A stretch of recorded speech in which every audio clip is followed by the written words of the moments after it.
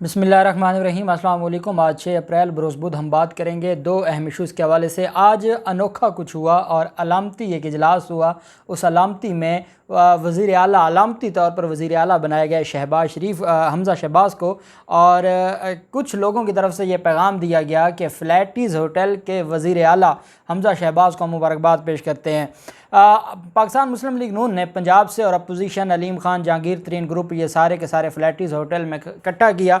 मरियम नवाज़ मैदान में आ गई और मरियम नवाज़ ने जब देखा, वो ख़ुद भी वहाँ पर गई, और जब वज़ीर आला बनाया गया हमज़ा शहबाज को, तो फिर मरियम नवाज़ खुशी से या गम से कि बनना था, और जैसे किसी ने कुछ बनना होता है और वो नहीं बन सकता और बाद में अलामती तौर पर बनाते हैं, तो वो फिर मरियम नवाज़ रो पड़ी। और बाकायदा जियो जंग ने इसको बड़े दुख से ये न्यूज़ चलाई है कि मरियम नवाज़ रो पड़ी और उन्होंने हमज़ा शहबाज के साथ गले लग के वो रोती रहीं। फिर मामला आ गया कि डिप्टी स्पीकर पंजाब असम्बली, जिनको आज इन्होंने कहा कि हमने डिप्टी स्पीकर दोस्त मज़ारी को बुलाया है और दोस्त मज़ारी आएगा और हमारे इजलास की सदारत करेगा, और आज हम वज़ीर आला बना देंगे हमज़ा शहबाज को। ऐन मौका पर दोस्त मज़ारी उस इजलास में ना आया। ये बार बार कॉल करते रहे, दोस्त मज़ारी ने कॉल अटेंड करना भी गवारा नहीं किया। इससे बढ़कर और तारीख़ी ज़िल्लत क्या हो सकती है, उसकी तफसील भी मैं आपके साथ शेयर करूँगा। पहले मैं आपको बताता चलूँ कि दो कायदीन ने आज सुप्रीम कोर्ट और फ़ौज पर दोबारा हमला किया है, और फजल रहमान ने जो बात की है और बिलावल ज़रदारी ने। बिलावल ज़रदारी आज एक मैगज़िन कौम के सामने एक ट्वीट करते हैं। लॉ ऑफ इक्विटी का मैगज़िन है, delay defeats equity, justice delayed justice denied. अब ये जो मामला है कि जस्टिस अगर डिले हो रही है तो इसका मतलब क्या है कि जस्टिस से इनकार किया जा रहा है। ये सुप्रीम कोर्ट ऑफ पाकिस्तान से गिला किया बिलावल ज़रदारी ने। मैं बिलावल ज़रदारी से पहले तो ये पूछूंगा कि बिलावल ज़रदारी साहब, आपके सिंध में नकीबुल्लाह महसूद कत्ल केस का फ़ैसला आज तक नहीं हुआ, क्या वहाँ पर जस्टिस डिलेड जस्टिस डिनाइड का कुलिया नहीं आता? अजीज़ मेमन को कत्ल किया गया, वजह जो भी थी पूरी कौम जानती है, लेकिन क्या वहाँ पर जस्टिस डिलेड जस्टिस डिनाइड का कुलिया नहीं आता? आप ये बता दें, नाज़िम जोखियो कत्ल केस में वो गरीब आज तक चालान नहीं जमा हुआ, और आप बातें जस्टिस डिलेड और जस्टिस डिनाइड की करते हैं। आप जस्टिस का कैसे नाम ले सकते हैं? आपने आज तक जुल्फ़िकार अली भुट्टो को इंसाफ नहीं दिलवाया, आपने आज तक अपनी वालदा बेनज़ीर भुट्टो को इंसाफ नहीं दिलवाया। नाज़िम जोखियो का कातिल आता है और आपकी आधी कैबिनेट सिंध की जाके उसको हार डालती है, और सिंध के सरकारी प्रोटोकॉल में आप उसको लेकर आते हैं, तो फिर आप किस जस्टिस डिलेड और डिनाइड की बातें करते हैं? अवाम अब जान चुकी है और अवाम अब जिन चीज़ों से बहुत आगे जा चुकी है। बिलावल ज़रदारी कहते हैं कि बगावत करने में 30 सेकंड लगते हैं तो उसे ख़त्म करने में भी 30 सेकंड लगेंगे। उन्होंने मौजूदा सियासी सूरत हाल पर बात करते हुए बिलावल ज़रदारी की तरफ से ये कहा गया कि जो इंसाफ है, हमें सुप्रीम कोर्ट से हम मायूस होते जा रहे हैं। सुप्रीम कोर्ट तारीख पर तारीख दे रही है, हमें इंसाफ नहीं मिल रहा। उनकी तरफ से कहा गया कि गुज़श्ता हफ्ते इस्लामाबाद में आइन शिकनी की गई, इंतखाब के दिन डिप्टी स्पीकर पंजाब असम्बली के दरवाजे बंद कर दिए गए और अवामी ऐवान के गिरद खारदार तारे लगा दी गई। बिलावल भुट्टो ने कहा कि इमरान खान का कोई भी इक़दाम अब इनको नहीं बचा पाएगा। साथ कहते हैं कि मैं अदालतों से भी कहता हूँ और इदारों से भी कहता हूँ कि आपकी ज़िम्मेदारी बनती है ऐसे मौके पर सामने आना और कौम को इस दलदल से निकालना।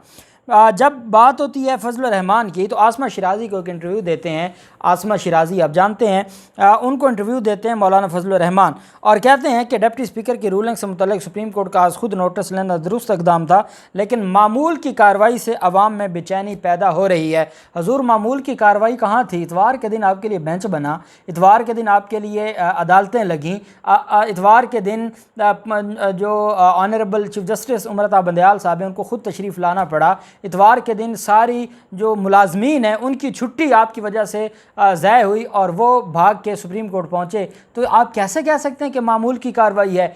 आपके लिए, इस केस के लिए ऑनरेबल कोर्ट जितना बेहतर तरीके से तेज़ी के साथ मामलात को निपटा सकती है निपटा रही है।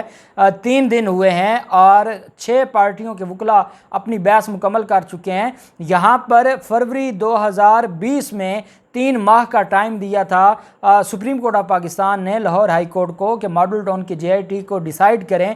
फरवरी 2020 से अब अप्रैल 2022 आ गया है, आज तक वहाँ पर बहस मुकम्मल नहीं हुई। आपके लिए तो बड़ा गैर मामूली इंसाफ है और आपको फिर भी तकलीफ़ है, और आप फिर भी, क्योंकि आप तो उम्मीद आपको थी कि बस इतवार के दिन इधर बेंच बैठा और उधर आपको इंसाफ मिल गया।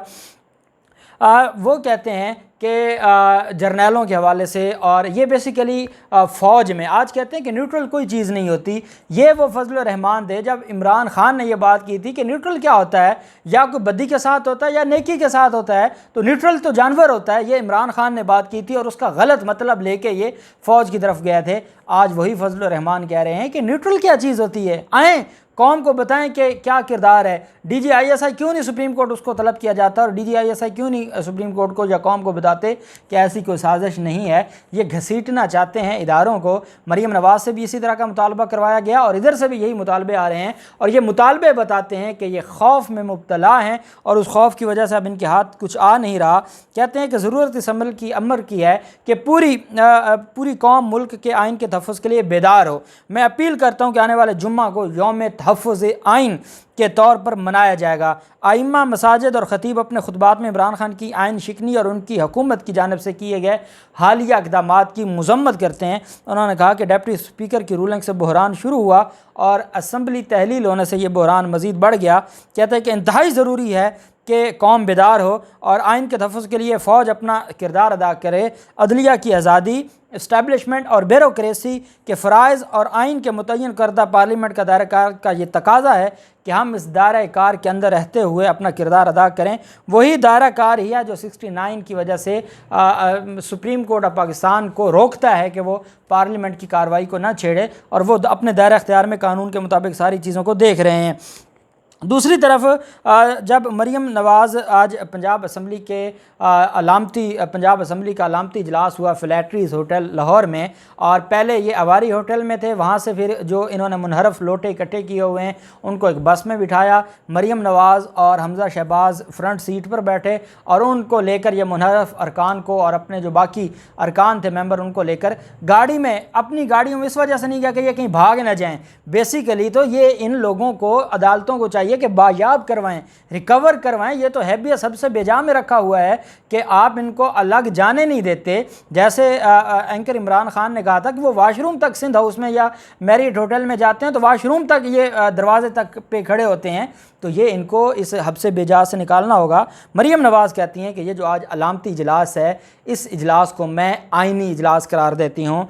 जो ख़ुद 7 साल कैद की जिसको सज़ा हुई थी और जिसको जुर्माना हुआ और जो ख़ुद सज़ा याफ्ता है, वो अब डिक्लेयर करेगी। सुप्रीम कोर्ट की तो ज़रूरत ही कोई नहीं है।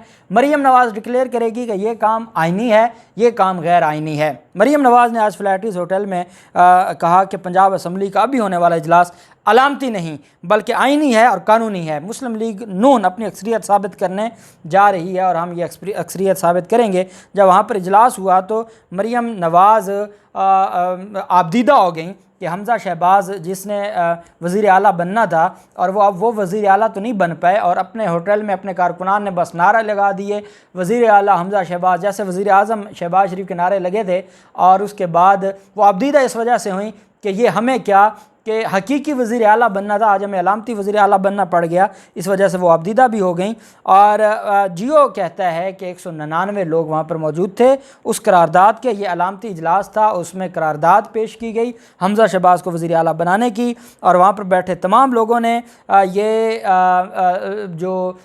उन्होंने हमज़ा शहबाज को मुबारकबाद पेश की। मरीम नवाज़ ने जियो न्यूज़ से गुफ्तगू करते हुए कहा कि ये फ़तह के आंसू हैं, खुशी के आंसू हैं। उनका कहना था कि बहुत जल्द नवाज़ शरीफ वापस आ रहे हैं और ये सारे के सारे मामलात बेहतर हो जाएंगे। उसके बाद फिर खैर वहाँ पर नारेबाजी हुई और मोना सिलाई ने ट्वीट किया, और मोना सिलाई कहते हैं कि हमज़ा शहबाज साहिब आपको फ्लैटीज़ होटल का वज़ीर आला बनने पर मुबारकबाद पेश करते हैं, क्योंकि फ्लैटीज़ होटल में कौन सा वज़ीर आला आप फिर वहाँ बिठा के शहबाज शरीफ को भी आज वज़ीर आज़म अनाउंस करवा देते और उसको और नहीं तो शेरवानी तो पहना देते जो उसने ली हुई है। तो इस तरह अगर किसी ने वज़ीर आज़म या वज़ीर आला बनना है तो यह तो फिर बड़ा एक मज़े का खेज़ हो जाएगा। आपके पास अगर आज 199 लोग हैं तो आप जाएं इलेक्शन में, आप 200 लोग लेके वापस आ जाएं, आपको लोटों की भी ज़रूरत नहीं पड़ेगी, ज़मीर फरोशों की भी ज़रूरत नहीं पड़ेगी। आपकी टिकट पर जो लोग इलेक्शन लड़ेंगे वो आएंगे और वो आपको वज़ीर आला बनाएंगे बजाय इसके। और ये आज जो चीफ़ जस्टिस अमृता बंदयाल साहब ने भी कहा है कि अच्छे हालात हैं वहाँ पर, आइडियल हालात हैं आवाम के पास जाने के अगले इलेक्शन के। दूसरी तरफ आज ये इजलास इस वजह से इन्होंने बुलाया था कि डिप्टी स्पीकर दोस्त मज़ारी आएंगे और वो चेयर करेंगे, और वहाँ पर जैसे इन्होंने अयाज सादे को बिठाया था तो आज ये एक पूरा तमाशा लगाना चाहते थे। दोस्त मज़ारी को पता है कि मामला सुप्रीम कोर्ट में है और अब मेरे पल्ले कुछ बचा नहीं है, कायम मुकाम गवर्नर का जो इख्तियार था वो भी वापस ले लिया गया है, पंजाब असम्बली ने कह दिया कि इजलास नहीं हो सकता क्योंकि इनके खिलाफ अदम एतमाद आ गई है, तो वो अपनी जान बचाने के लिए और उन्होंने ऐन मौका पर दगा कर गए मुस्लिम लीग नून के साथ।